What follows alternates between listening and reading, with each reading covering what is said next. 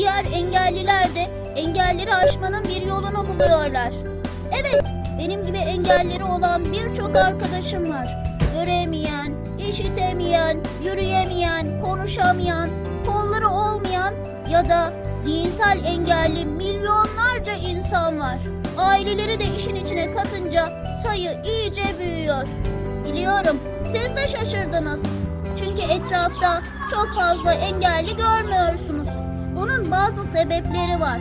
En başta ön yargı, ilgisizlik, korkular.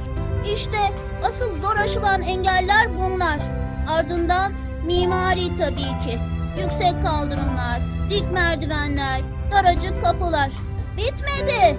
Otobüs, tren, dolmuş ve okul servisleri gibi ulaşım araçları